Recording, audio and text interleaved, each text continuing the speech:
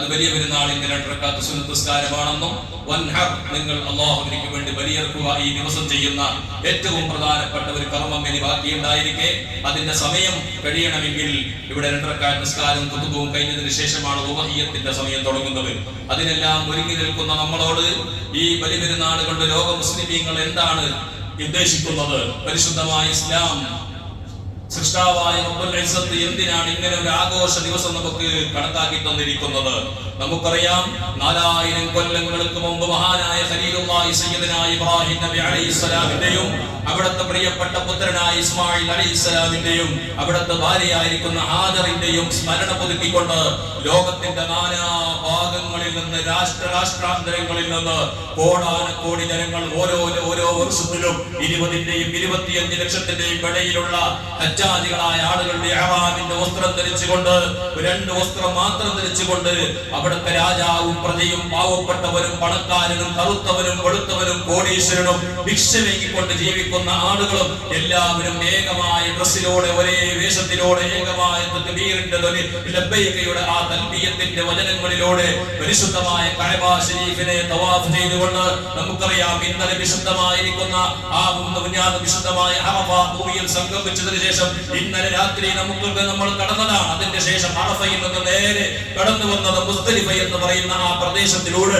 വിശാലമായ മൈതാനിയിലൂടെ ലക്ഷക്കണക്കായ ആളുകൾ പാവപ്പെട്ടവരും പണക്കാരനും വീട്ടിലൂടെ എല്ലാ സുഖവും സന്തോഷങ്ങളും ഉണ്ടായിട്ട് വീട്ടിലെല്ലാ സംവിധാനങ്ങളും ഉണ്ടായവരും അതിലൂടെ ആ മരുഭൂമി പോലെയുള്ള സ്ഥലത്ത് ചെറുക്കല്ലുകളുടെ കല്ലുകൾ തൻ ശരീരത്തിലേക്ക് അടുത്തിപ്പിടിക്കുന്ന രീതിയിൽ അവിടെ കിടന്നുറങ്ങുന്ന രാപ്പാർക്കുന്ന സീനുകൾ കണ്ടപ്പോൾ ഇസ്ലാമിനോളം വാഴ്ത്തപ്പെടേണ്ട ഒരു മതം ലോകത്തില്ലെന്ന് ലോകത്തിന് പ്രഖ്യാപിച്ചു വരുന്ന കാണിച്ചു തരുന്ന ഒരേ ഒരു മതം അത് ഇസ്ലാം മാത്രമാണെന്ന് മനസ്സിലാക്കാം. കാരണം കോടാനുകോടി ഉണ്ടായ വലിയ വലിയ ആൾ ദൈവങ്ങളായിക്കൊണ്ട് ലോകത്ത് ചമയുന്നവർക്ക് പണക്കാരനിക്ക് മാത്രം സ്ഥാനം നൽകുന്ന മതങ്ങൾ പാവപ്പെട്ടവർക്ക് ഒരു നിലക്കും നിലയും കൽപ്പിക്കാത്ത മതത്തിന്റെ വക്താക്കളായി ഇവിടെ ലോകത്ത് പല മതത്തിന്റെ അനുയായികളും ആചാര്യന്മാരും ജീവിക്കുമ്പോൾ ഈ രാജ്യത്ത് ഇസ്ലാം ഏറ്റവും പവിത്രമാണെന്ന് പഠിപ്പിക്കുന്ന സൗഹൃദത്തിന്റെ സമാധാനത്തിന്റെ അന്തരീക്ഷം ലോകത്ത് മനസ്സിലാക്കണമെങ്കിൽ മഹ്ശറയുടെ അതേ ഒരു പ്രതീതി തന്നെ മഹാന്മാർ വ്യാഖ്യാനിച്ചുകൊണ്ട് പറയുകയാണ്. അവിടെ എല്ലാവരും അവിടെ ആരാണ് പണക്കാരൻ, ആരാണ് പാവപ്പെട്ടവൻ, ആരാണ് രാജാവ്,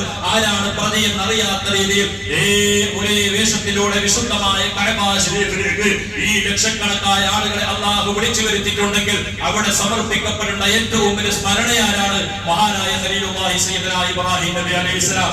ആ ഇബ്രാഹിം നബി അലൈഹിസ്സലാത്തു വസ്സലാം ജീവിച്ച കൊല്ലങ്ങൾ 4000 കൊല്ലം കഴിഞ്ഞിട്ടും ഇന്നും ഓരോ വിശ്വാസിയുടെ ഹൃദയാന്തരാളങ്ങളിലൂടെ ഇബ്രാഹിം നബി അലൈഹിസ്സലാം ജീവിച്ചിരിപ്പുണ്ടെങ്കിൽ ഇന്നത്തെ ഈ ദിവസത്തിലൂടെ ഏറ്റവും കൂടുതൽ അനുസ്മരിക്കപ്പെടുന്ന ഒരു വ്യക്തി ഇബ്രാഹിം നബി അലൈഹിസ്സലാം ആണെങ്കിൽ ആരായിരുന്നു ഖലീലുള്ളാഹി ഇബ്രാഹിം നബി അലൈഹിസ്സലാം? എന്തായിരുന്നു ചെയ്തത്? കോടാനക്കോടി ഉണ്ടായി സമ്പാദിച്ചുകൊണ്ട് ഇവിടെ ലോകത്തിന് എന്തെങ്കിലും ഒരു പ്രദർശന വസ്തു ഇവിടെ കാഴ്ചവെച്ചത് കൊണ്ടല്ല, ലോകത്ത് തുല്യതയില്ലാത്തൊരു സ്മരണ ലോകത്ത് പറയാനുണ്ടെങ്കിൽ അത് ഖലീലുള്ളാഹി ഇബ്രാഹിം നബി അലൈഹിസ്സലാമിന് മാത്രമാണ്.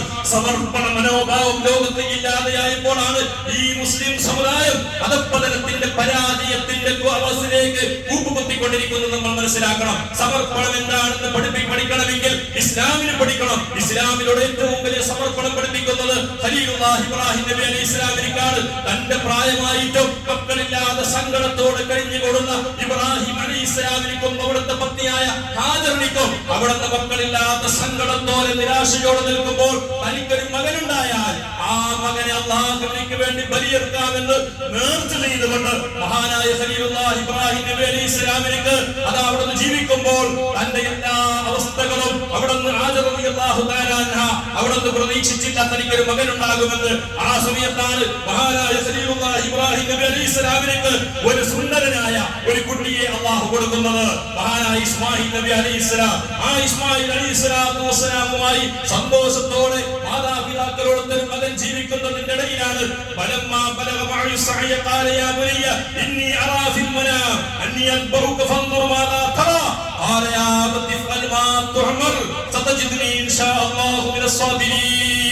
എന്ന പരിശുദ്ധ ഖുർആനിന്റെ വചനം നമ്മൾ ശ്രമിക്കുന്നത്.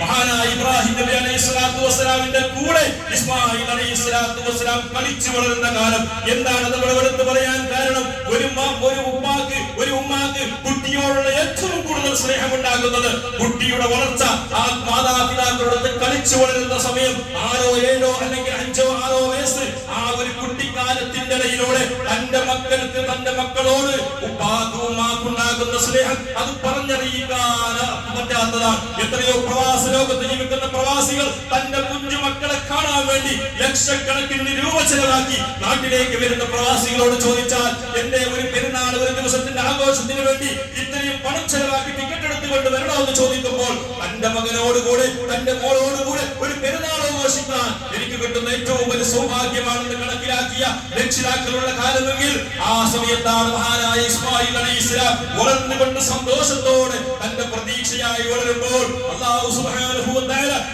അവിടുന്ന് ബഹുമാനപ്പെട്ട ഇസ്മായിൽ അലൈഹിസ്സലാമിന് അറുക്കാനുള്ള വാഗ്ദാനം സ്വപ്നമുഖേന അറിയിച്ചു കൊടുക്കുകയാണ്.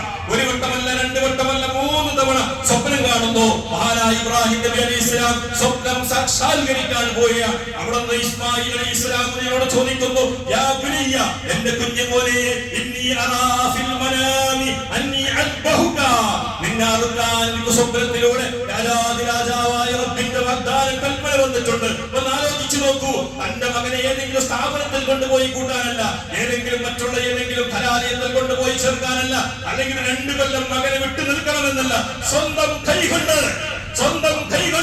നിന്റെ കൺമുമ്പിൽ വെച്ചുകൊണ്ട് തന്റെ സ്വന്തം മകനെ കൈകൊണ്ടിറക്കാൻ, ഏതെങ്കിലും ബലിമൃഗത്തെ അറക്കുന്നത് പോലെ ഏതെങ്കിലും ആളുകളെ ഏൽപ്പിക്കാൻ വേണ്ടിയല്ല, സ്വന്തം കൈകൊണ്ട്, ഉപ്പാന്റെ കൈകൊണ്ട് മകനെ അറുക്കാൻ രാജാവായ റബ്ബിന്റെ കൽപ്പന വരികയാണ്. മകനോട് ചോദിച്ചു, നിന്നെ അറുക്കാൻ കൽപ്പനയുണ്ട്.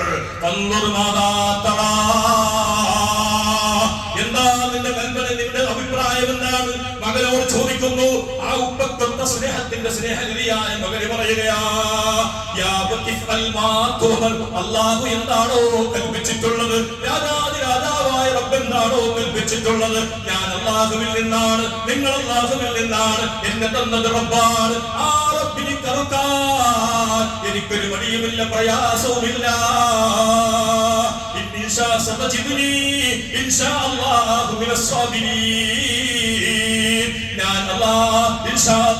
എന്റെ സ്വാധീനങ്ങളിൽ പെട്ടുകൊണ്ട് നിങ്ങൾക്ക് എത്തിക്കുമെന്ന് പറഞ്ഞാൽ എന്നിനൊരു അചിരത്തുണ്ടാവുകയില്ല, അതിനെതിരായ ഒരു പ്രവൃത്തി ഉണ്ടാവുകയില്ല. ഇത്രയും വലിയ സമർപ്പണം നടത്തിയ ആ സമർപ്പണത്തിന്റെ ചരിത്രം പുതുക്കാൻ 4000 കൊല്ലം കഴിഞ്ഞിട്ടും ഖിയാമത്ത് നാൾ വരെ വരുന്ന വിശ്വാസികളോട് അല്ലാഹുവിന്റെ കൽപ്പനയാണ്, ബലിപെരുന്നാളിലൂടെ നിങ്ങൾ തന്റെ മകനെ താഴ്വരയിൽ കൊണ്ടുപോയി കിടത്തുകയാണ്. അല്ലാഹു സുബ്ഹാനഹു വ തആല അതാ അവിടുന്ന് ഇബ്രാഹിം നബി അലൈഹിസ്സലാമിനെ അറിയിച്ചു കൊടുത്തു, യാ ഇബ്രാഹിം ഖദ് സദ്ദഖ്ത റുയാ ഇന്നി കദാലിക നജ്സിൽ മുഹ്സിനീൻ. ഇബ്രാഹിം, നിങ്ങൾ സ്വപ്നം സാക്ഷാത്കരിച്ചിരിക്കുകയാണ്, വിജയിച്ചിരിക്കുന്നു, പരീക്ഷണത്തിൽ വിജയിച്ചിട്ടുണ്ട്. ജിബ്രീൽ അലൈഹിസ്സലാം കൊണ്ടുവന്നു ആടിനെ, ആ ആടിനെ അറുത്തുകൊണ്ട് പകരം കൊടുത്തു. ഖിയാമത്ത് നാളോളം വരുന്ന ഉമ്മത്തി മുഹമ്മദീങ്ങളോട് അല്ലാഹുവിന്റെ കൽപ്പനയുണ്ടായി. ഉളഹിയത്ത് ഏറ്റവും വലിയ പ്രധാനപ്പെട്ട അമലാണ്. ഇവിടെ 2 കാര്യമാണ് മനസ്സിലാക്കേണ്ടത്. ലോകത്തെ ഏറ്റവും വലിയ സമർപ്പണം നടത്തിയവർ, തന്റെ മകനിക്ക് സമർപ്പണത്തിന്റെ പാഠം പഠിപ്പിച്ചവർ നമ്മൾ കണ്ടില്ല. ഈ അടുത്ത കേരളക്കരയിലൂടെ 10 വയസ്സായ ഒരു കുട്ടി തനിക്ക് തന്റെ ഉമ്മ മൊബൈൽ കൊടുക്കാത്തതിന്റെ പേരിൽ 3 നിലയുള്ള ബിൽഡിംഗിന്റെ മേലെ കയറി. എന്നിട്ട് ഉമ്മാനെ ഭീഷണിപ്പെടുത്തിയില്ലേ, ആത്മഹത്യ ചെയ്യുമെന്ന് പറഞ്ഞുകൊണ്ട് അവിടുന്ന് തുള്ളിച്ചാടിക്കൊണ്ട് ജീവനെടുക്കുമെന്ന് പറഞ്ഞു. ഫയർഫോഴ്സിന്റെ ഉദ്യോഗസ്ഥന്മാർ വന്നു, പോലീസ് പട്ടാളക്കാർ വന്നു, ആയിരക്കണക്കായ ആളുകൾ കൂടി ആ കുട്ടിയെ താഴെ ഇറക്കി. കുട്ടിയോട് പറഞ്ഞു, മൊബൈൽ തരാം, ലാപ്ടോപ്പ് തരാം, എന്ത് വേണോ തരാം. എന്തുകൊണ്ട് ആ കുട്ടി അവസ്ഥയിലേക്ക് എത്തി? തന്റെ ചെറുപ്പകാലത്ത് സമർപ്പണത്തിന്റെ ബോധം പഠിപ്പിച്ചില്ല, തന്റെ മക്കൾക്ക് ത്യാഗം പഠിപ്പിച്ചില്ല. സുഖങ്ങളും ആഹ്ലാദങ്ങളും സന്തോഷങ്ങളും മാത്രമാണ്, എവിടെയും ദുഃഖങ്ങളില്ല, എവിടെയും പരീക്ഷണങ്ങളില്ല, എവിടെയും മക്കൾക്ക് ഇത്രയുള്ള അവസ്ഥകൾ വരാനില്ലെങ്കിൽ ഇതാ സുഖത്തിലും ആഹ്ലാദത്തിലും സന്തോഷത്തിലും ജീവിക്കുന്ന ഈ കൗമിനിക്ക് ലോകത്ത് വിജയിക്കാൻ കഴിയില്ല. ഈ പാഠം പഠിപ്പിക്കേണ്ടത് മാതാപിതാക്കളാണ്, മക്കൾക്ക് ബോധമുണ്ടാക്കി കൊടുക്കേണ്ടതാണ്. അതുകൊണ്ടല്ലേ ഖലീലുല്ലാഹി ഇബ്രാഹിം നബി അലൈഹിസ്സലാമിന്റെ മകന്റെ സ്മരണ ഇന്നും കഅബ ശരീഫിന്റെ ചുറ്റുവട്ടത്ത് അവിടെ നിൽക്കുമ്പോൾ ഇസ്മായിലിനെ സ്മരിക്കാത്തവരില്ലല്ലോ.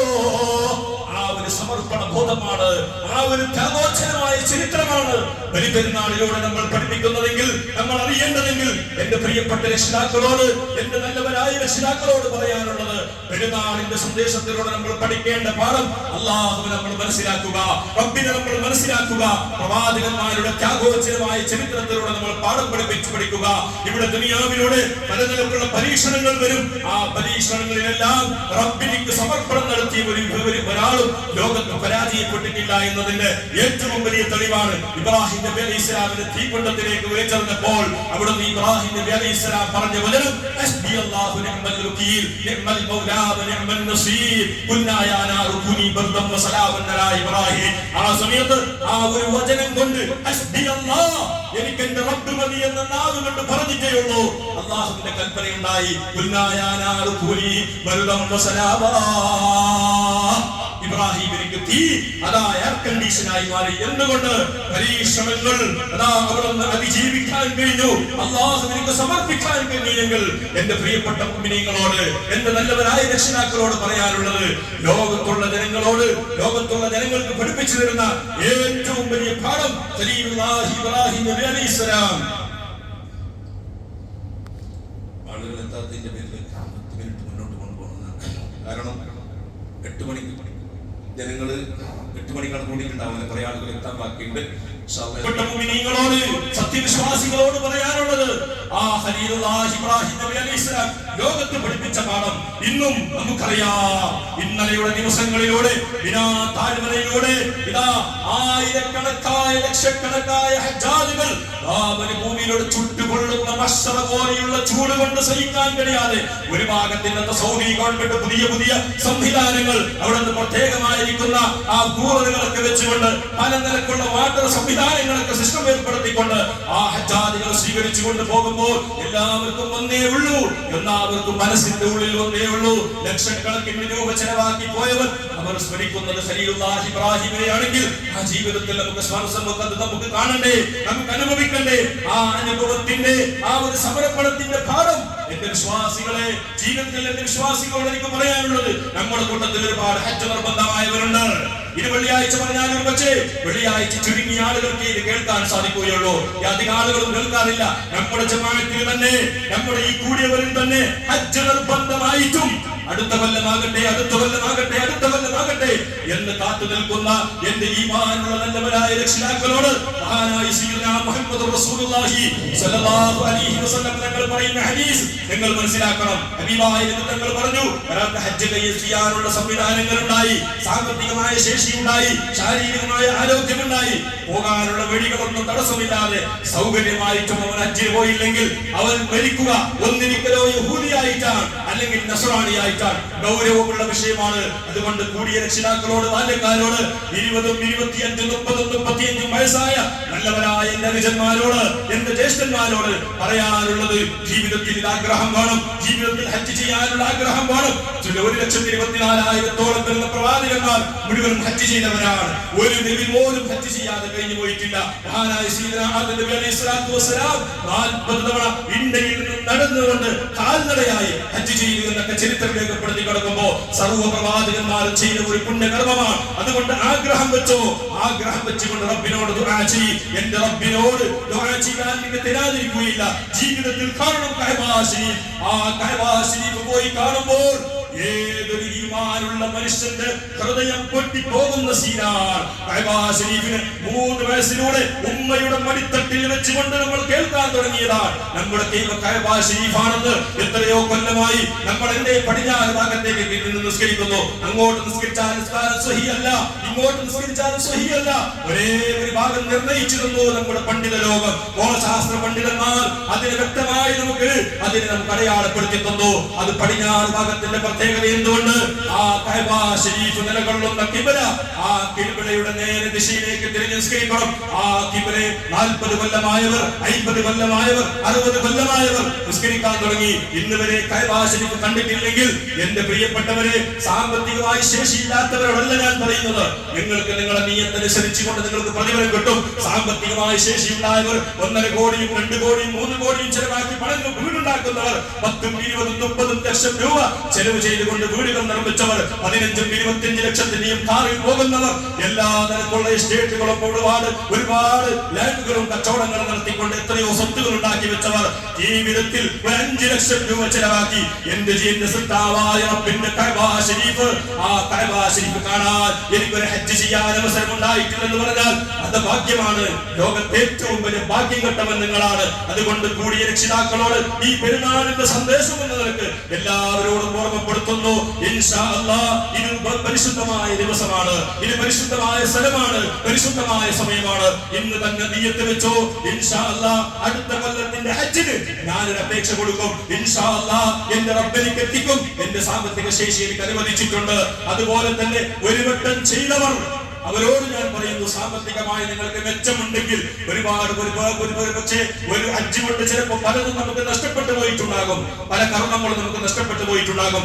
ആവതുണ്ടോ ഒന്നും കൂടി നമ്മുടെ ജീവിതത്തിന്റെ അവസാന ഭാഗം 60 കഴിഞ്ഞവർ, 65 കഴിഞ്ഞവർ, ജീവിതത്തിൽ ഒരു സായാഹ്നം ഇതാ അങ്ങേയറ്റം എത്തി നിൽക്കുന്നവർ, ഇനി പുതിയ ഒരു ജീവിതം വിവത്തം പ്രതീക്ഷയില്ലാത്തവർ, ഇനി അള്ളാഹുവിലേക്ക് മടങ്ങാൻ ഒരുങ്ങി നിൽക്കുന്നവർ, നിങ്ങൾക്ക് ആവതുണ്ടോ ഒരു ഹജ്ജും കൂടി റബ്ബിന്റെ മുമ്പിൽ പോയി ചെയ്തോ. അല്ലാഹുമ്മ ലബ്ബൈക അല്ലാഹുമ്മ ലബ്ബൈക ലബ്ബൈക ലാ ശരീക ലക ലബ്ബൈക ഇന്നൽ ഹംദ വൻ നിഅമത ലക വൽ മുൽക് ലാ ശരീക ലക. ആ മന്ത്രധ്വനിയുമായി തൽബിയത്തുമായി പോകുമ്പോൾ അല്ലാഹുവിന്റെ അതിരുകളാണ് അവർ, അല്ലാഹുവിന്റെ വിരുന്നുകാരാണ് അവർ. അതുകൊണ്ട് ഏറ്റെടുക്കണമെന്ന് എന്റെ രക്ഷിതാക്കളോട്, എന്റെ സ്നേഹനിധികളായ ബാല്യക്കാരോട്, ഈ എന്റെ രക്ഷിതാക്കളോട് മറ്റൊരു കാര്യം കൂടി പറയാനുള്ളത്, നിങ്ങൾക്ക് 20 22 വയസ്സായ 25 30 വയസ്സായ ആൺമക്കളുണ്ടെങ്കിൽ അവരോട് നിങ്ങൾ ഹജ്ജ് ചെയ്യാൻ വേണ്ടി നിങ്ങൾ പ്രോത്സാഹിപ്പിക്കണം. ഹജ്ജിന് പോകാൻ നിങ്ങൾ അവർക്ക് പ്രോത്സാഹിപ്പിക്കണം. യുവത്വ കാലത്ത് ചെയ്യുന്നത് പോലെ നമ്മുടെ വയസ്സുകാലത്ത് ചെയ്യാൻ കഴിയില്ല, സഫാ മർവയിലൂടെ നടക്കാൻ കഴിയില്ല. അതുകൊണ്ട് പ്രിയപ്പെട്ടവരെ, ഇത്തരം കാര്യങ്ങളൊക്കെ ശ്രദ്ധിച്ചുകൊണ്ട് നമ്മുടെ ജീവിതത്തെ നന്നാക്കിയെടുക്കുക, നമ്മിൽ സൗഹൃദത്തോടെ ജീവിക്കുക, തമ്മിലുള്ള അനൈക്യങ്ങളൊക്കെ മറന്നുകൊണ്ട്, പ്രശ്നങ്ങളും അതുപോലെ തന്നെ അനൈക്യങ്ങളും കുഴപ്പങ്ങളെല്ലാം മറന്നുകൊണ്ട് ഏകോദര സഹോദരന്മാരായി നിങ്ങൾ എല്ലാവരും സഹോദരങ്ങളായി നിങ്ങൾ ഐക്യകണ്ഠമായി ജീവിക്കണം. ജമാഅത്തിൽ ബർക്കത്തുണ്ടാകും, കുടുംബത്തിൽ ബർക്കത്തുണ്ടാകും. എല്ലാ അനൈക്യങ്ങളും മറന്നുകൊണ്ട് ഇൻഷാ അല്ലാഹ് സന്തോഷത്തോടുകൂടെ കുടുംബബന്ധം ചേർത്തുകൊണ്ട്, ഇന്നത്തെ ദിവസം നിസ്കാരം കഴിഞ്ഞാൽ കുതുബ കഴിഞ്ഞാൽ കുടുംബബന്ധം ചേർത്തുകൊണ്ട്, സുഹൃത്തുക്കൾ ആലിംഗനം ചെയ്തുകൊണ്ട്, എല്ലാ സ്നേഹത്തിന്റെ സൗഹൃദത്തിന്റെ ഒരു അന്തരീക്ഷം ഉണ്ടാക്കിക്കൊണ്ട് നമ്മുടെ ഖുർആൻ ജമാഅത്തിലൂടെ അല്ലാഹുവിന്റെ ബർക്കത്ത് ലഭിക്കാൻ, അല്ലാഹുവിന്റെ റഹ്മത്ത് ലഭിക്കാൻ കാരണമാകുന്ന രീതിയിൽ എല്ലാവരും ജീവിക്കണമെന്ന് എന്റെ നഫ്സിനോടും നിങ്ങളോടും ഞാൻ ഓർമ്മപ്പെടുത്തി എന്റെ 2 വാക്കുകൾ ഞാൻ അവസാനിപ്പിക്കുന്നു. അർഹമർ റഹീമായ മാലിക്കുൽ മുലൂക്കായ കരുണക്കടലായ റബ്ബേ, ഈ ദിവസത്തിന്റെ ബർക്കത്ത് കൊണ്ട്, മഹാനായ സയ്യിദുനാ മുഹമ്മദ് റസൂലുള്ളാഹി സ്വല്ലല്ലാഹു അലൈഹി വസല്ലം ബർക്കത്ത് കൊണ്ട്, ഖലീലുല്ലാഹി ഇബ്രാഹിമിന്റെയും സർവ്വപ്രവാചകന്മാരുടെ ബർക്കത്ത് കൊണ്ട് നമ്മളെല്ലാം നീ സജ്ജന സാലിഹീങ്ങളിൽ ചേർക്കണം റഹ്മാനേ.